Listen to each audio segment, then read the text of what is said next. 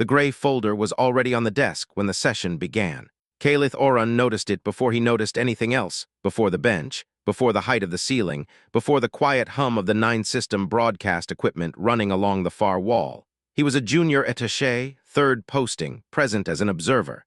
He was not supposed to notice things that mattered. He noticed this anyway. The folder was plain gray, no title on the spine, no submission stamp, no digital confirmation code. That was the first wrong thing. In the conclave anchorage at Dreval Prime, all formal submissions ran through the digital intake desk.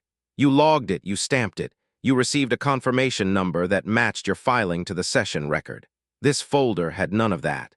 It was simply sitting on the human delegation desk, below the bench, 1.4 meters below, as the chamber was designed, as though it had always been there, as though it had arrived before the concept of arrival. Caliph filed this detail away and kept moving. The chamber at Dreval Prime was built from pale stone quarried somewhere in the neutral drift between 3-star systems, and the people who designed it had very specific ideas about what the room should communicate. The tribunal bench sat elevated. Every other delegation platform sat lower. The height difference was not accidental. It was not decorative. It was a statement made in architecture, one that had been restated without alteration for 400 years. 9-system broadcast equipment ran along both side walls, quiet and functional, the kind of infrastructure that only looks small until you understand what it connects to. 31 active species feeds. Coverage across a third of the compact's membership. Whatever happened in this room happened, at the same moment, in every port city and deep space station and orbital platform that had a receiver tuned to the Galactic Compact's public session channel. Caliph took his seat in the observer gallery, not the delegation level, not the bench, and opened his personal log. He was 26 years old. He had attended 11 formal tribunal sessions. He had never once seen the room feel like this, and he could not yet explain to himself what like this meant. The folder sat on the desk below the bench, and nobody on the bench had looked at it. Stay close. 29 years of preparation are about to walk into this room, and you will want to see what happens when they get here. Presiding Arbiter Vethansor entered from the left corridor at the start of the session hour, and the chamber responded the way chambers respond to someone who has never been wrong inside them. It went quiet, not the polite quiet of a room being called to order, the specific quiet of a room that already knows who is in charge and does not need to be reminded. Vethansor was 8 feet of pale-jointed bilateral symmetry, with bone-white ceremonial layering across both shoulder ridges and 6 eyes arranged in 2 rows, 4 secondary eyes in a horizontal band above the 2 primary ones. In formal session, all 6 remained open. This was not a biological default. It was a choice. It was what Solari arbiters called total attention, and it was designed to communicate that nothing in the room was beneath notice, nothing was hidden from view, and no delegation seated below the bench should mistake their position in the architecture for anything other than what it was. He had presided over 44 sovereign hearings. Not one ruling had been reversed. Caliph noted the smell of the chamber, filtered air, recycled cold, and then noted the thing that didn't fit inside it, something dry and papery, faintly old. Not the room, the folder. He looked at the human delegation desk. The woman seated there had not moved since he'd entered. She was 67 years old, gray-haired, with the kind of stillness that is not the absence of action but the presence of a decision already made. Her name was Solvinadra, lead compact representative, Earth-adjacent territories, and her left hand was in her coat pocket. She was not looking at Vethansor. She was looking at the wall behind him, at a fixed point slightly above the bench's center line, the way people look when they are listening to something other than the words being spoken. The folder was in front of her. She had set it there before anyone arrived. She set it on the desk in front of her before the session opened. Caliph would write later in his account. Nobody on the tribunal bench looked at it. That was the first mistake. At the time, watching from the gallery, he did not yet know it was a mistake. He only knew that he kept looking at the folder, and that the folder sat on printed paper, and that this was wrong, and that the wrongness of it was the most interesting thing in the room. The Solari Dominion Tribunal had been the final word on border law in this region of the Compact for 400 years. In 61 years of formal session history, under the current Compact instrument, not one ruling had been successfully challenged. The closest anyone had come was a procedural objection filed by the Davari Collective in the session of year 34, which the bench had declined to hear on the grounds that the objection was itself a procedural irregularity. The Davari had written their objection down, filed it in their own archive, and said nothing publicly. Caliph had found this detail in the session records. He had found it interesting. He had not yet understood why. Vethan Sor had authored 19 of the Compact's most cited procedural decisions. His name appeared in the citation index more than any other living jurist. 3 of his decisions had been adopted as model frameworks by species who were not even Compact members. He had been on the bench for 83 years. He wore no personal ornamentation. He considered it beneath the office. He smelled faintly of compressed archive resin, which was a Sulari honorific marking applied only to arbiters with 80 or more years of bench service. He had never been corrected inside his own legal system. Therefore, he could not imagine it. Human Compact membership was listed in the Tribunal's procedural records as junior, a designation that meant smaller platform, no microphone amplification, and a speaking order that came after the 12 major species delegations had been recognized. Earth-adjacent space was treaty-designated, but routinely described in Sulari administrative filings as ambiguous in character, a phrase that had appeared in their records for 29 years without challenge. The Tribunal's announcement came 40 minutes into the session. Vethan Sor did not rise. He did not alter his register. He spoke the way a system speaks when it does not expect a response, with the total calm of something that has never needed to wait for one. The Verathnol corridor, he said, was reclassified as undesignated space, effective immediately. 3 Sulari patrol vessels had been repositioned to maintain stability in the region during the administrative transition. The matter was entered into the session record. The 9-system broadcast carried it live. 31 species feeds received it at the same moment. Solvinadra did not move. She did not look at Vethan Sor. She did not look at the bench. Her left hand was still in her coat pocket, and she was still looking at the fixed point on the wall above the bench's center line. And Calith, watching from the gallery, noticed that she was not reacting the way delegation members react to rulings they disagree with, not stiffening, not making notes, not leaning toward her colleague to speak quietly. She was simply present and still and waiting. In the observer gallery, a man named Drell Casson, Communications, seated 3 rows to Calith's left, checked his relay confirmation display for the 3rd time, tapped his left knee once, and made a brief note in his personal log. Calith would read that note later. It said all 9 feeds live. Attendance above projection, good morning. The folder sat on the desk below the bench. The folder contained, Calith would eventually learn, 1,100 pages of printed archival weight paper, bound in plain gray with a spine that listed nothing, wrapped in a cover that identified nothing, and inside it, 388 legal citations, each one pulled from the Sulari Dominion's own public archive, each one verified, each one cross-referenced. Vethan Sor had authored 19 of them. 29 years earlier, at a way station nobody remembers, 3 vessels crossed a line.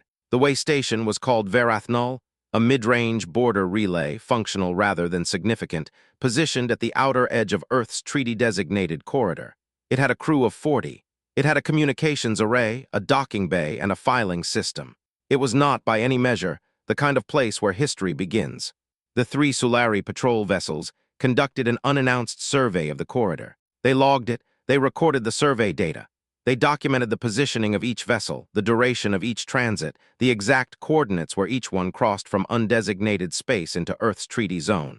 They filed their records, as Sulari patrol vessels always did with the Sulari Administrative Archive. They classified the incident as a routine administrative irregularity. They sealed it. The Compact received no notification. Earth's delegation filed a formal inquiry. The Tribunal declined to hear it. The inquiry was logged, classified as procedurally incomplete and archived. Earth-adjacent territory returned to its standard administrative status. Junior Compact member, ambiguous in character, not worth a full session ruling. A junior attaché named Solvinadra, 23 years into what would become a very long career, read the sealed report through a Compact transparency provision that gave observer-level access to classified filings during a 30-day review window. She read it twice. She made one note in the margin. Start here. She did not tell anyone what she was planning. She did not file a counter-notice. She did not request a hearing. She went back to her desk in the small Earth delegation office at the Compact's relay hub, and she began. The Verathnol note sat in Solvin's personal files for 4 years before she found the person she needed. Fenavar As was a legal historian, not a diplomat, not a litigator, not a procedural officer. A historian. His specialty was Sulari precedent, specifically the question of how the Sulari legal system had built its authority over 4 centuries, clause by clause and ruling by ruling, until the structure was so self-referential that it appeared self-sustaining. He had written 3 papers on the subject. None of them had been widely read. He worked from a small office at the Compact's archive annex and was considered, by most people who knew him, to be exactly as important as a person who writes papers about old legal clauses. He was the right person. Solvin brought him the Verathnul file on a Thursday morning. She had chosen Thursday mornings for all her team meetings, for reasons she never explained, and the habit stuck for 29 years, and she told him what she was looking for. Not a challenge, not an appeal, not a hearing. A procedure, something already written into the Compact's founding instrument that would execute automatically when the right conditions were met. Something that required no vote, no ruling, no permission from the bench. Something that existed inside the system the Tribunal had built, that the Tribunal had perhaps forgotten was there. Fennevar listened. He said he would look. He looked for 11 months. He went through the Galactic Compact's founding instrument, all 400 years of its accumulated additions, its ratified amendments, its procedural annexes, its clarifying subsections, and he read every word of it. He did not use a search function. He read it. He read it because he was a historian, and he knew that the thing you are looking for in an old document is rarely the thing that announces itself. In month 11, he found it.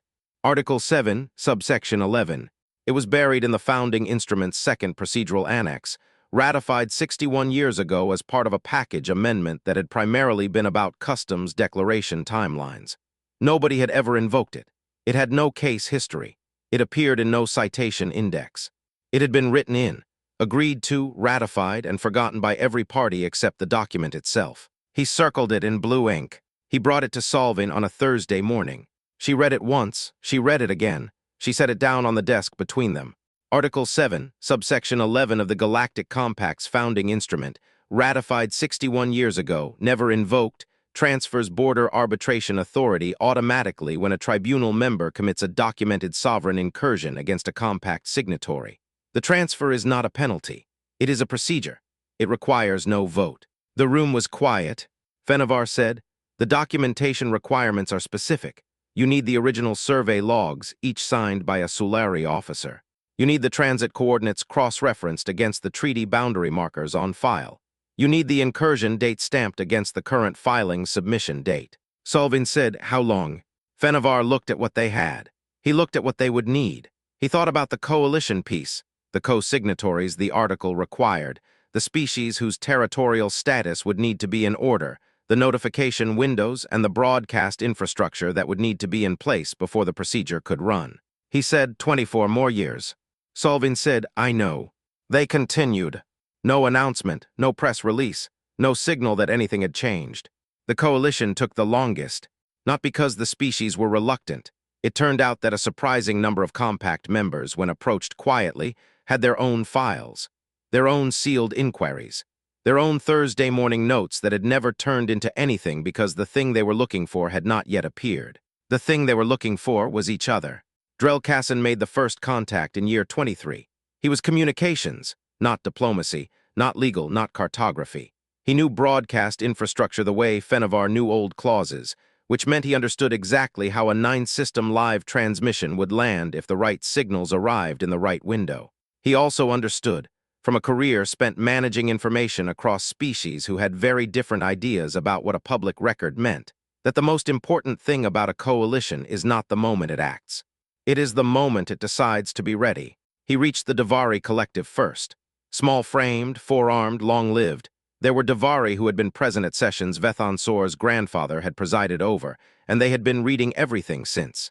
They did not need to be persuaded. They needed to be asked, specifically and directly, by someone who had done the reading. Drell had done the reading. The Kelfarith came next, dense bilateral structure, amber-pigmented bioluminescent ridge markings that pulsed when they were under stress. Border law was their primary political language. When Drell laid out the Article 7 framework and showed them what a co-signature would mean in terms of territorial recognition, the ridges along the lead delegate's jaw went steady and bright and stayed there for the rest of the meeting. They said they were in. The Morani Assembly required more time, not because they disagreed, but because they did not disagree individually. The Assembly voted internally, collectively, in the space of seconds when consensus was clear, but they would not act publicly until that internal vote was unanimous. Drell waited. He did not press. He came back on a Thursday, with the same information he had brought the first time, and the Assembly's lead delegate looked at him and said the vote had been unanimous for 14 months, and they had been waiting for someone to come back and ask. All 7 species agreed. None of them told the tribunal. All 7 had been in the same conversation for 4 years. Not one of them had ever been in the same room. Ewan Parath finished the border maps in year 22.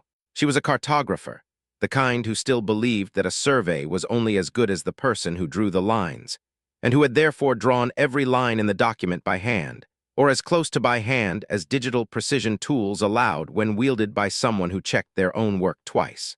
The first 60 pages of the submission were hers. Border survey maps of the Varath-Null corridor, each one certified, each one cross-referenced to the original treaty boundary markers filed with the compact 61 years ago. Her notation style was precise enough that Calith, reading the maps a year after the session, would write in his account, the kind of handwriting that knows it will be read by strangers. She did not see the session. She died in year 22, 8 months after the maps were certified, from a pulmonary condition she had not mentioned to the team because she did not consider it relevant to the work. Her name was in the document's acknowledgement section, written in Solvin's handwriting, in the top right corner of the page that followed her maps. The handwriting was slightly different from the handwriting on the rest of the document, slightly heavier on the downstrokes, slightly more careful, the way handwriting gets when you are aware that what you are writing is not a note but a record. Fenivor Os died in year 26. He had seen the citation index through to the final page. He had reviewed the complete submission once, marked 3 minor corrections in the margins, a citation number transposed on page 412, a date format inconsistent with compact filing standards on page 601, a subsection reference that needed a second cross-link. And then he had gone home on a Thursday evening, the same evening as always, and he had not come back. His name was in the document. Solvin had written it herself, 2 pages after Ewan Parath's name, in the same careful handwriting with the same weight on the downstrokes. 2 others followed in years 27 and 28. Calith did not include their names in his public account at their family's request. They are in the document. They are in the pages. The work they did is load-bearing. The submission cannot stand without what they built, and the document does not let you forget this, because their contributions are cited by name throughout, and every citation is a kind of presence. This is what Calith meant when he wrote his account, when he said the document smelled of dry paper and old rooms. It was not a metaphor. It was what 29 years of Thursday mornings smells like when you press them between 2 covers and carry them into a room. There was one more person. He had been there from the beginning. He had attended every Thursday meeting, 29 years of them, which is a number that stops being abstract when you count the Thursdays. And he had never once been asked to speak, and he had never once volunteered. His name was L.T. Kervone. He was the team's military liaison, assigned at the start and never reassigned, which in itself was unusual enough that Calith had flagged it in his notes and then been unable to figure out what to do with the flag. L.T. Kervone had a rank. He had a service record. He had, presumably, opinions. In 29 years of Thursday meetings, none of these had been shared. He sat in the back row. He listened. He stayed until the end of each meeting and left when Solvin left. Calith, reconstructing the team's history from records and interview fragments in the year after the session, had asked 3 separate team members what L.T. Kervone's function had been. All 3 gave him the same answer, in different words. He was the record that the option existed and had not been used. The Compact's founding instrument, the same one that held Article 7, subsection 11, also held a clause about good faith effort requirements during border disputes. A signatory pursuing legal remedy was required to demonstrate that escalation had been available and had been deliberately set aside. A military liaison, present and documented, silent and undisplayed, constituted that demonstration. Every Thursday meeting, in every record, L.T.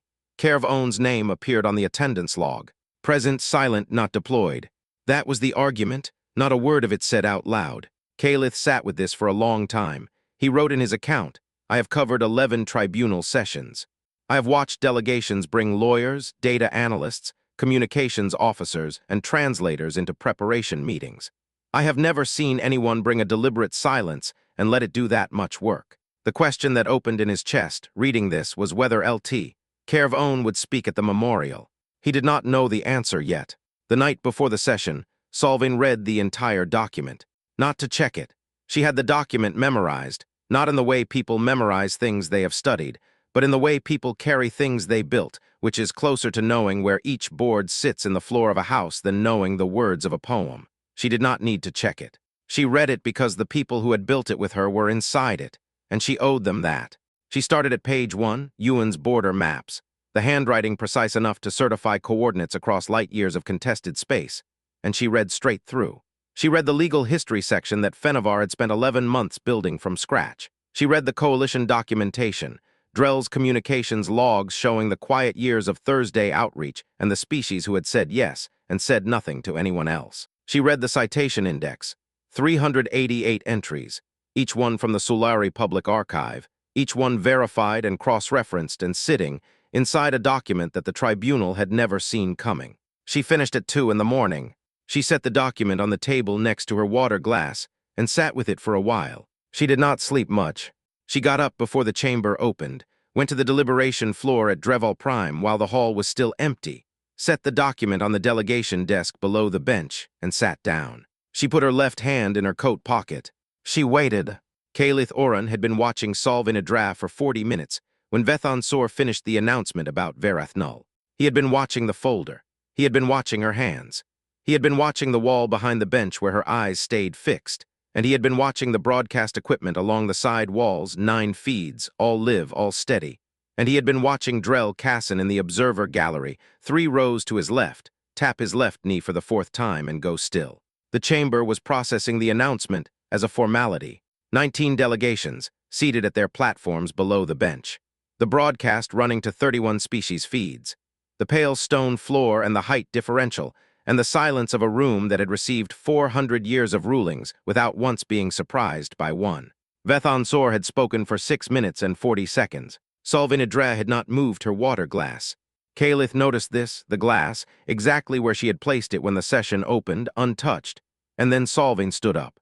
She did not raise her hand. She did not ask for the floor. She did not wait for recognition. She picked up the gray folder. She walked from the human delegation platform to the base of the step that led up to the tribunal level, the step that was not for delegation members, that had never been used by a delegation member in the 400 years of the chamber's operation, and she took it. The chamber went quiet, not because anyone called for order, because the room did not have a procedure for this, and the absence of a procedure created its own kind of silence, the specific silence of a system that has stopped knowing what happens next. She crossed the tribunal level and placed the document directly in front of Vethan Sor. He looked at it, then he looked at her. The 6 eyes, all open, all performing total attention, registered something they did not have a name for. He did not reach for the document. He did not speak. He looked at it the way something is looked at when the looking is actually a refusal, and the refusal does not work. Solving spoke for 4 minutes and 8 seconds. She did not raise her voice once. She cited Article 7, Subsection 11 of the Galactic Compact's founding instrument, ratified 61 years ago, never invoked. She stated what the article required: documented sovereign incursion, compact signatory status, co-signature support from qualifying species. She presented the 47 survey logs, each one signed by a Sulari patrol officer, each one date-stamped, each one cross-referenced to the treaty boundary markers on file with the compact at the time of the Verathnul incident. She noted that the documentation requirement was met in full. She noted that the procedure was automatic. She noted that the co-signatures were incoming. In the observer gallery, Drell Casson's display showed 7 windows. All 7 were open. All 7 were live. The first confirmation arrived, then the second, then the 3rd, 4th, and 5th in the same 10-second window.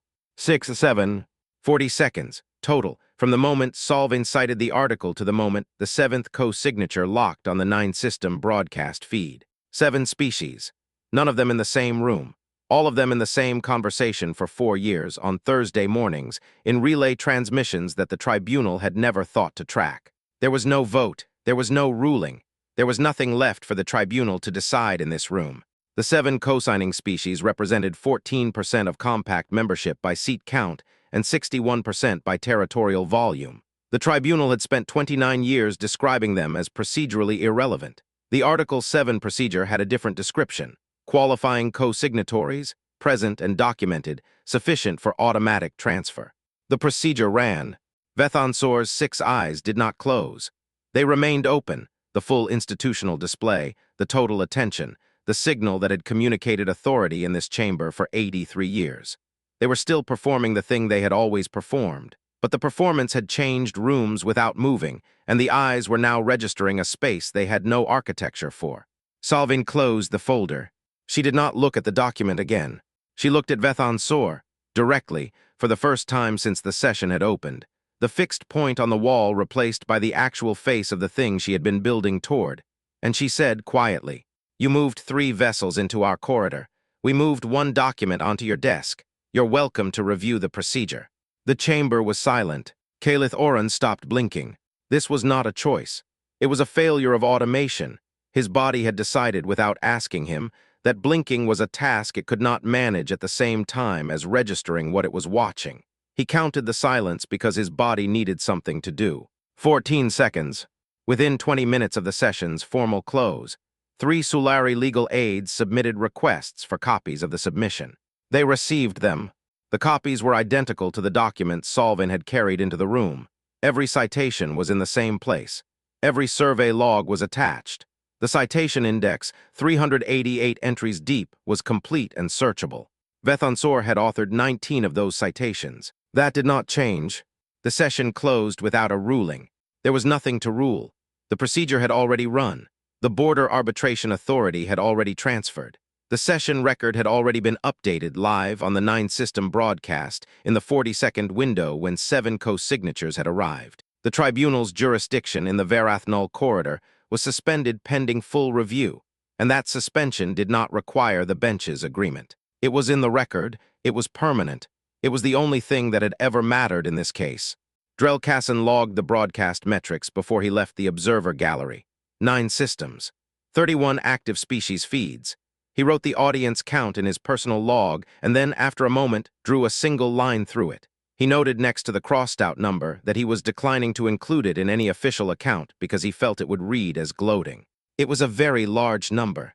Calith found Salvin in the attachment corridor, the pressurized walkway that ran between the deliberation floor and the outer dock, about 20 minutes after the chamber emptied. She was standing near the far window, looking out at the neutral drift between the 3-star systems the station sat in the middle of. He was a junior attaché. He had no standing to approach her. He approached her anyway. He asked how they had kept it quiet for 29 years. She reached into her left coat pocket and took out the stone. It was flat and smooth, worn smooth from handling, the kind of smooth that takes decades to arrive at. She held it in her palm for a moment. She turned it once. She put it back. "We never talked about winning," she said. "We talked about the next paragraph." He wrote this down later. He wrote it 3 times in 3 different places because he wanted to make sure at least 1 copy survived whatever happened to his account. The border arbitration transfer took effect within 72 hours of the session. A neutral council was put in place within 30 days. The Varathnul corridor was entered into the Compact's permanent territorial record as sovereign human-designated space, not ambiguous in character, not administratively transitional, not subject to Sulari patrol discretion. The entry used no conditional language. It did not need to.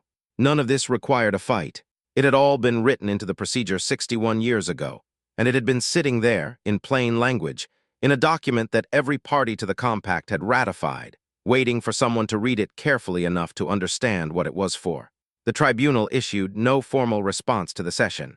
The 3 Sulari legal aides who had requested copies of the submission filed their analysis 14 days later. Calith read it when it became available through the compact's transparency provision. It was thorough, precise, and reached no conclusion he would have described as surprising. The citations were valid. The survey logs were authenticated. The co-signatures met the Article 7 threshold. The procedure had run correctly. The analysis noted, in its final paragraph, that the Article 7, subsection 11 mechanism had been overlooked in the Dominion's review of the compact instrument during the previous 4 tribunal rotations. It used the word overlooked. It did not use another word. The memorial was held that evening in the quiet room on level 9 of Dreval Prime. A small room, plain walls, a table and 6 chairs. A window that looked out at the same neutral drift as the attachment corridor. Salvin read 4 names aloud. Ewan Parith, Fenivar As, the 2 others. She read each name clearly without hurrying. She paused between them not for effect, but because each one was a separate thing and deserved to be received separately. The names were then entered into the official compact session record. attached as a supplementary filing to the proceedings of that day's hearing, permanent and public, and searchable by any compact member with archive access. Drell Casson was there. He sat at the far end of the table and said nothing. At the end of the reading, he made a brief note in his personal log, looked at it for a moment, and closed the log. Lt. Kerv-On was there. He sat in the back, the same position he had taken at every Thursday meeting for 29 years. He did not speak during the reading. He did not speak when Solvin set her pen down on the document, cap off, still in her hand when she finished, and reached for her water glass. The room began to empty. Calith was the second to last to leave. He was putting his notes away when Lt. Kerv-On spoke. It was the first time Calith had ever heard his voice. Was the waiting the hard part? The room was nearly empty. Solvin had her water glass in her hand. It had been cold since before the session started, cold for most of the day, cold in the way things go cold when you put them down in the morning and forget them until evening. She looked at the glass for a moment. She drank it. No, she said. The hard part was trusting that the door was worth building. Lt. Kerv-On nodded once. He picked up his coat from the back of the chair. He left. Solvin picked up the folder on her way out of the quiet room.